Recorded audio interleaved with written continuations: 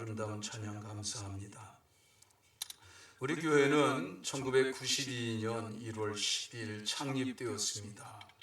오늘 만 34주년을 맞이하게 되었고 이제 35년 차를 들어가게 되었습니다.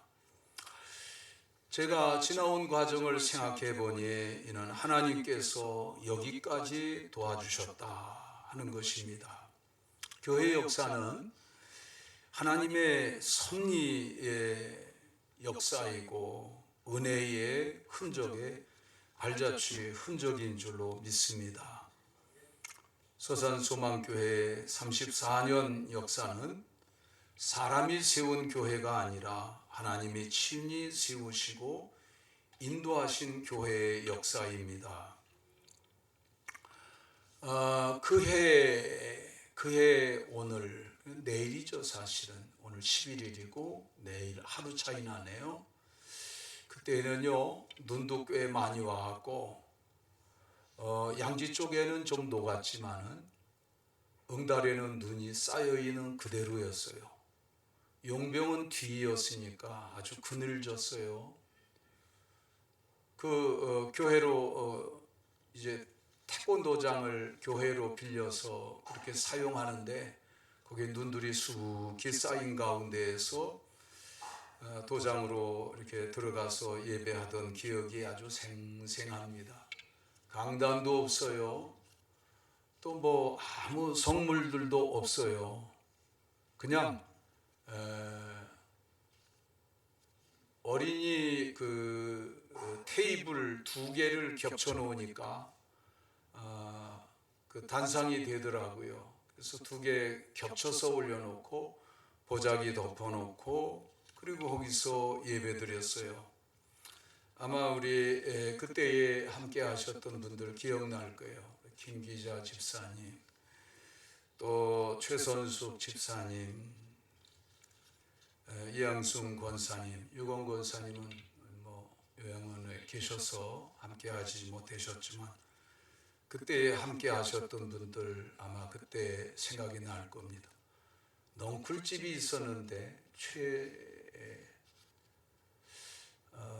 성일인의 그 어머니도 같이 오셔서 우리 교회 창립 예배에 같이 동참하고 이렇게 같이 신앙생활하고 아이들을 보내기도 했습니다.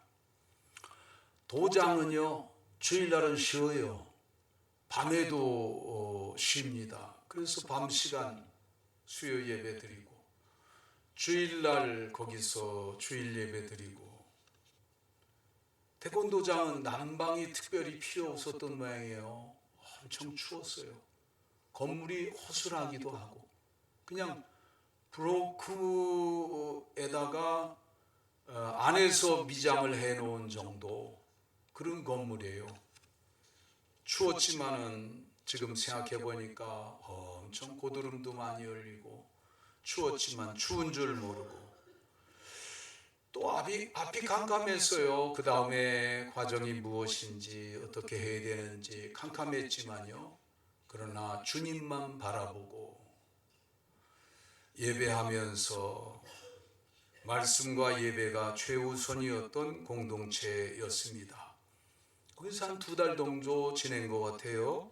그리고 예배할 처소를 찾아서 당진 목사거리 삼성 한약방 그 지하에 한 30여 평 좀 안 되는 그런 세를 얻었어요. 월세로 얻었죠.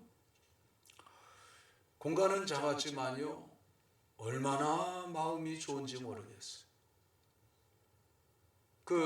권사님 댁에서 도장을 사용하라고 허락해 줬지만 마음이 편치가 않아요. 혹시라도 누가 될까, 피해가 될까 그런 생각이에요. 그런데 이제는 비록 월세지만 지하실이지만 얼마나 좋았는지 모르겠어요. 그때에 그 바닥에 새마을 보일러를 놓는데 그냥 교인들이 직접 다 거기에 새마을 보일러 설치하고 직접 그렇게 해서 이제 지냈습니다. 그때 교회의 그 특징은 뭐냐면요, 기도의 열기가 항상 끊어지지 않는 교회였습니다. 제가 지금까지 추구해 오는 목회적인 방향이기도 합니다. 하나님의 말씀이 항상 최우선이 되는 그런 은혜를 사모하는 교회였어요. 수요 예배가 끝나거나 주일 밤 예배를 드렸죠. 밤 예배가 끝나면 성도들이 집으로 돌아가지 않았어요. 돌아가시는 분들도 계셨고, 대부분의 성도들은요, 보따리를 가지고 왔어요. 이불 보따리. 그 새마을 보일러 깔았으니까 따뜻하게 덮여놓고, 그리고 거기서 밤 늦도록 기도하고, 또 가져온 간식도 같이 나누어 먹으면서 자고, 아침에 새벽 기도에 마치고 이불 보따리 또 싸가지고 집으로 가고, 이렇게 하기를 반복하는 그런 교회였습니다. 작은 교회였지만 말씀의 은혜가 항상 넘치고 기도가 항상 열기가 끊이지 않는 그런 교회였습니다. 근데 지하실인지라 여름에 폭우가 많이 내리던 때가 있는데, 그게 저 원불교 쪽에서, 향교 쪽에서 내려오는 그 하천, 그래서 이제 덕지천으로 흘러나가는 물줄기란 말이죠. 그러니까 이게 물이 범람을 해갖고요, 그래서 안으로 들어와서 방석들이 둥둥둥둥 떠 있고, 장판도 둥둥둥둥 떠 있고, 이건 무슨 모짜리 일 보는 것도 아니고, 바지 걷어 붙이고 들어가서 물을 퍼내고 그랬습니다. 그러니 여름날에 그것이 다 이렇게 완전히 건조되어지지 않으니까 이 불편함과 어려움이 이거 말할 수 없어요. 뭐 2층 이런 건물 같거나 1층 건물 같은 건 쉬 마르겠지만 지하실인지라 그런 애로가 있었습니다. 그래서 높은 곳을 향해서 올라가야 되겠다 하고 제가 두루 찾아다녔어요. 전화국 쪽이 제일 높더라고요. 전화국에 한 70여 평 건물이 있는데, 그 사장님 참 너무 고마워서 이름이라도 거명해 드려야 되겠네요. 한만구 사장님 그 건물에 세를 들어갔어요. 하나님의 역사하심이, 인도하심이 있었습니다. 원래는 그게 월세가 50만 원 이렇게 하는 거예요. 그리고 보증금도 이제 3천만 원인가 하는 건데, 가서 봤더니 다 이리 왔으면 좋겠다. 높아서 좋아요. 불난리 날 염려 없어요. 그래서 제 마음에 꼭 그것이 마음에 들고 기도해 왔던 대로 여기다 싶어갖고, 근데 문제는 우리 생각에 월세는 한 20만 원쯤 내야 되겠는데 50만 원이에요. 보증금은 적을수록 좋겠는데 3천만 원 보증금이에요. 그런데 담담하게 말씀을 드렸어요. 기도하고 말씀을 드릴 때 보증금은 2천만 원으로 낮추어 주시고, 월세는 50만 원에서 20만 원으로 낮춰주시면 고맙겠습니다. 그랬더니요, 사장님이 엄청 충격을 받으셨어요. 아니, 월세를 깎으면 한 10만 원쯤 깎아야지. 그리고 보증금도 돈 없다는 얘기잖아요. 그런데 잠시 생각하시더니 한 사장님이 딱 결심을 하시고, 좋습니다. 이게 어떻게, 여러분, 기도의 응답이에요. 좋습니다. 그런데 계약서 쓰자는, 계약서를 일사천리로 썼어요. 그러고 나서 이제 서로 덕담을 주고받는 겁니다. 덕담을 주고받는데 사장님이 그러셔요. 그저 나가란 말 안 할 테니까 오래 사시라고, 그래서 교회가 잘 되길 바란다고 덕담을 해줬어요. 저도 덕담을 했어요.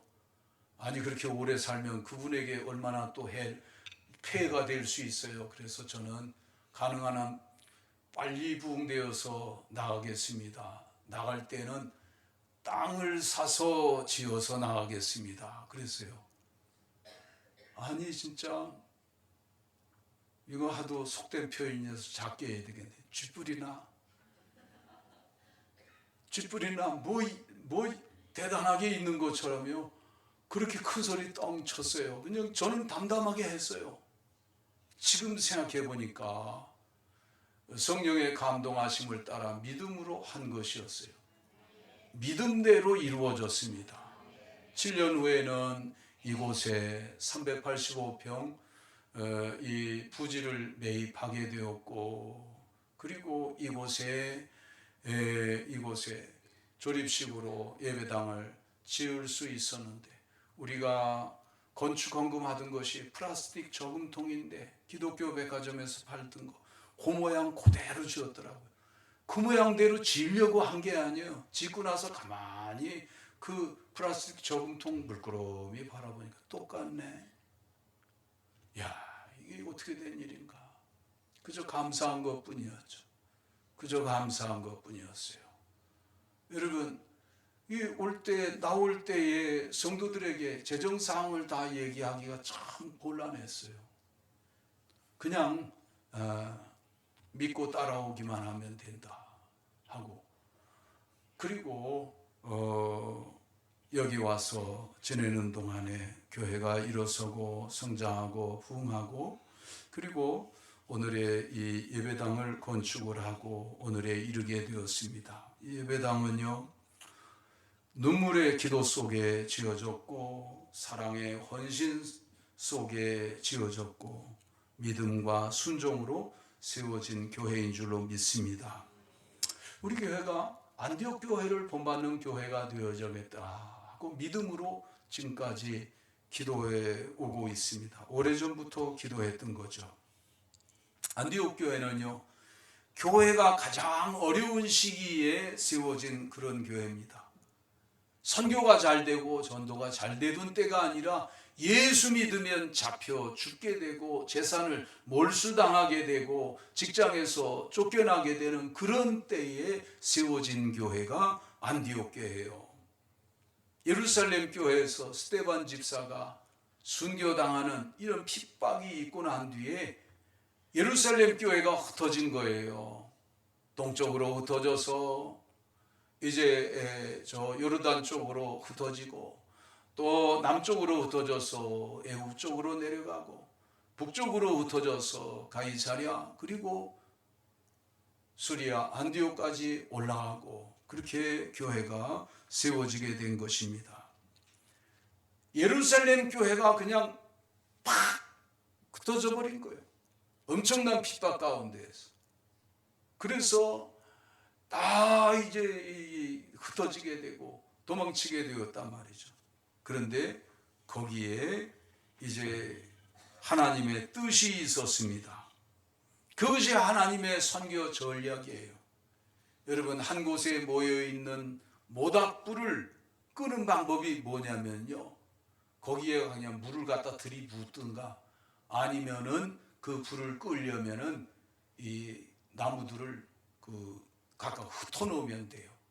그러면 연기 나다가 차츰 불이 꺼지게 됩니다. 그런데 예루살렘 교회는 달랐어요. 예루살렘 교회는 흩어졌는데 흩어진 교회에서 또 다른 작은 불꽃이 큰 불꽃이 되어서 일으키는 그런 결과가 나타났으니 하나님의 살아계시고 역사하시는 선교 전략이 이루어진 거예요. 가는 곳마다 교회가 세워지고 든든히 세워지고 환난과 핍박 가운데 진실한 교회로 세워지게 된 줄로 믿습니다. 21절에 보면 주의 손이 그들과 함께 하심에 수많은 사람들이 믿고 주께로 돌아오더라 그랬습니다. 안디옥 교회의 성장은요, 환경도 아니고 프로그램도 아니고 전략도 아니었어요. 단순합니다. 주의 손이 함께 하셨다입니다. 아멘. 이건 교회만 중요한 것이 아니라 여러분, 우리의 삶에 있어서도 똑같은 원리입니다. 주의 손이 나와 함께 하시는 것이 중요한 것이죠. 주의 손이 나와 함께 하시는. 아멘. 주의 손이 함께 했다고 하는 것은 하나님이 함께 하시는 역사를 의미합니다. 성령의 임재가 날마다 나타나고 역사되어졌습니다. 우리는 이것을 주목해 봐야 돼요. 우리 교회는 이 대목을 주목해 봐야 됩니다. 성령의 역사는 끊어지지 않아야 합니다. 계속 이어져야 하는 것입니다. 여러분, 성령의 역사와 합리주의적인 이성이 탁 부딪혀요. 부딪히는 일은 교회 안에도 있기도 하고 세상에서 우리들이 살아갈 때 많이 경험하는 일입니다. 그러면 누가 이길까요?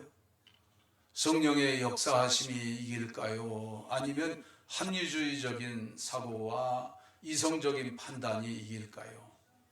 합리주의적인 사고, 이성주의적인 사고를 가지고 싸우는 자가 이깁니다. 그냥 거기에 깨져버리고 말아요. 그런데 시간이 흐르고 난 뒤에 보니까 아이고, 예루살렘 교회가 깨진 게 아니야, 진 것이 아니에요. 하나님의 선교 전략이 있었던 것이에요. 하나님의 뜻을 이루어요. 그래, 지나고 나서 보니까 성령으로 나아갔던, 함께하였던 것이 승리하더라 하는 것입니다. 여러분, 여러분의 성령의 역사하심과 그 믿음이요, 세상에서 아주 작게 여겨지고 초라하게 보여질 때가 많이 있을 겁니다. 세상에서 그렇게 봐요. 그러나 여러분, 강한 마음과 담대한 믿음을 가지시기 바랍니다. 마침내 승리합니다. 초대교회 역사가 우리에게 증명해주고 있는 것이에요. 사람의 손이 일하는 것은 작고 보잘것없습니다. 그러나 주의 손이 함께 하시면 하나님의 뜻을 이루게 되고 또 사람의 마음을 변화시켜서 하나님의 나라를 세워나가게 될 줄로 믿습니다. 저 북쪽에 수리아 안디옥에 이같이 성령의 역사가 강하게 나타나니까 그 소문을 어디서 듣냐면요, 예루살렘 교회에서 들어요.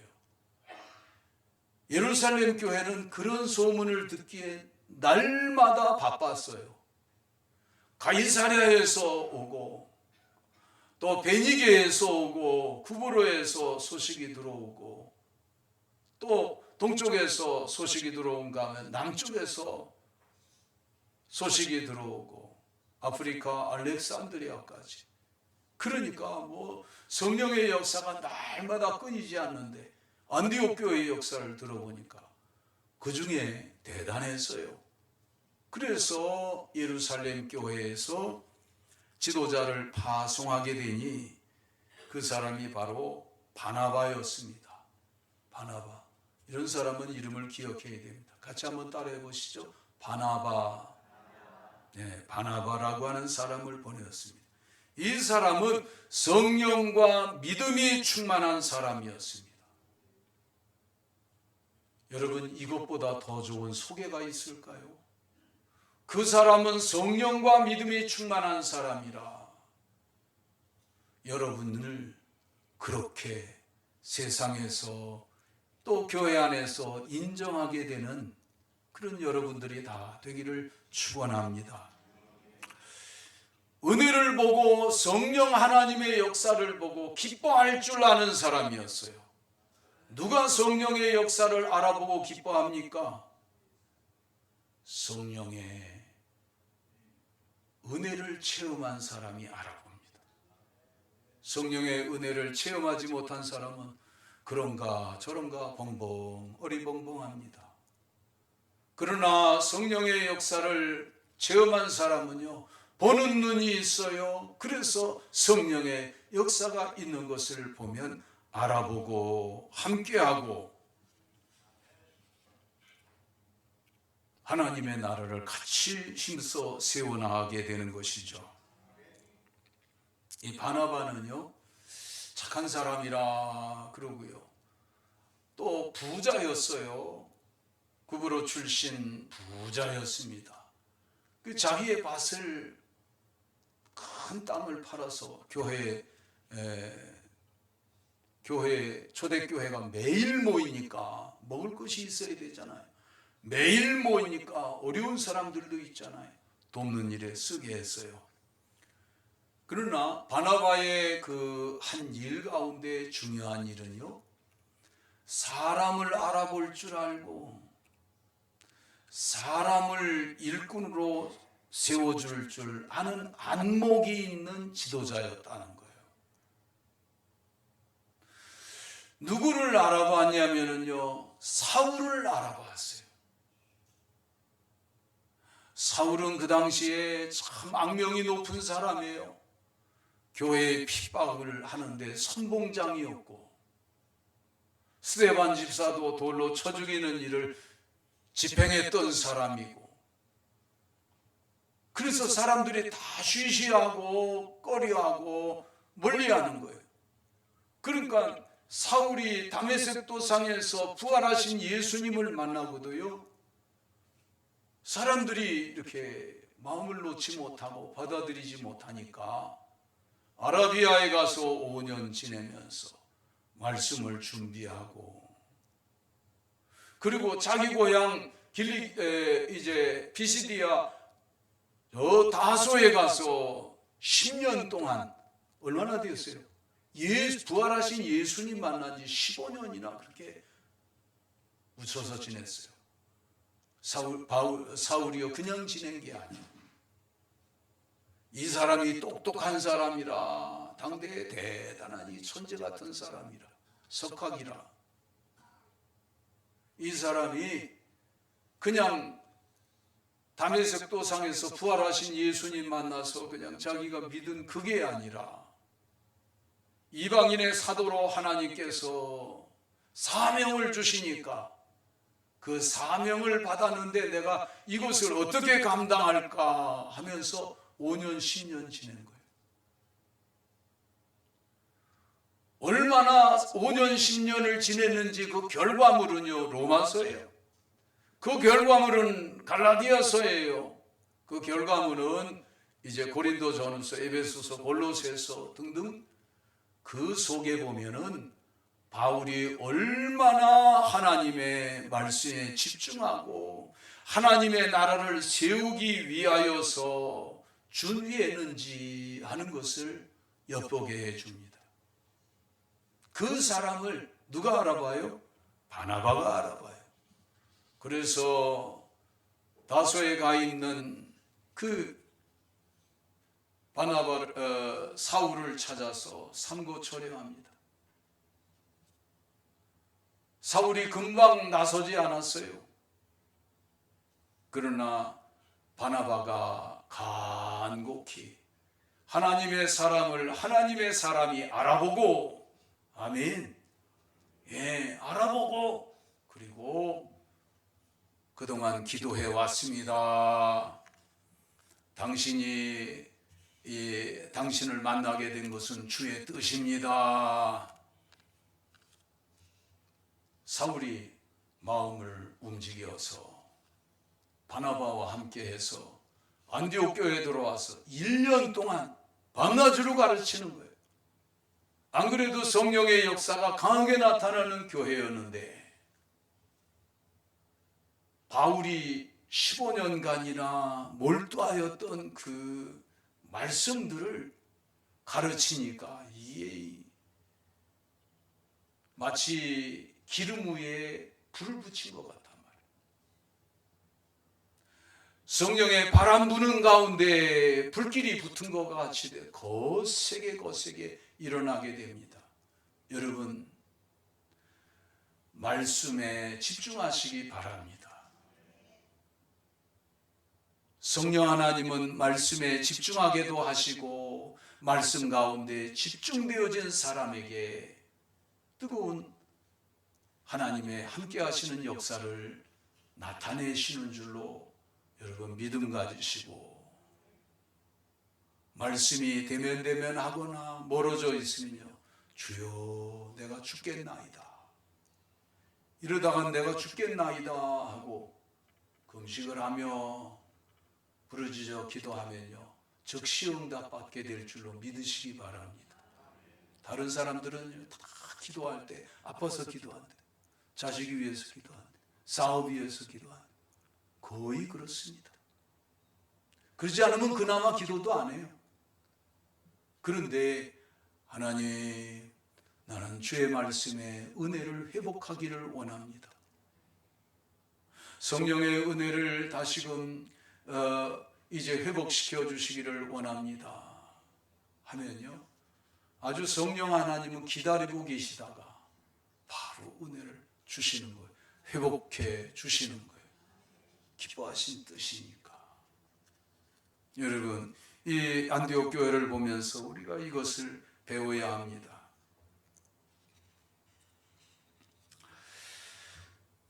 그래서 이 예루살렘 교회 바나바는요, 숨은 일꾼을 찾아내어서 어떻게 하냐면 앞세웠어요. 사실 바나바하고 사울하고는요, 초대교회에 있어서 지위가 이건 뭐 엄청난 차이예요.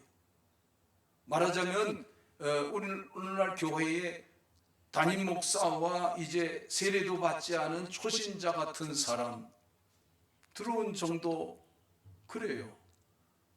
그런데도 불구하고 하나님의 뜻이 있음을 믿고 또 주를 만난 경험을 확실히 알아보고 사울을 세워서 선교의 일을 하고, 사울을 이제 바울이 되었죠. 바울을 뒷받침한 것이요, 이것이 바로 바나바였어요. 의심하는 사람들에게 의심하지 마라, 내가 보증한다. 바나바가 보증해 주었어요.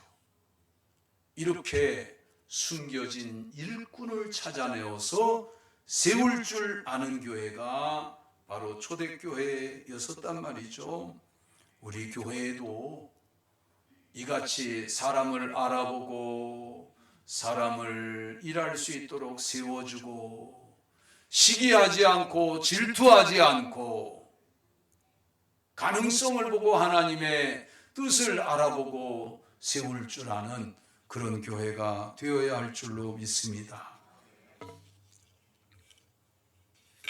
그래서 26절에 보니까 제자들이 안디옥에서 비로소 그리스도인이라 일컬음을 받게 되었더라 하고 말씀을 해줍니다. 그리스도인이라는 이름은요, 이건 스스로 만든 이름이 아니에요. 세상 사람들이 보고 부른 말입니다. 그리스도의 사람들이라 부른 것이에요. 예수님을 닮았기 때문에 그렇게 부르게 된 것이에요. 여러분, 우리의 이 믿음의 삶은 말이 아니라 삶 속에서 드러나야 됩니다. 우리의 직분이 문제가 아니라 인격에서 드러나야 됩니다.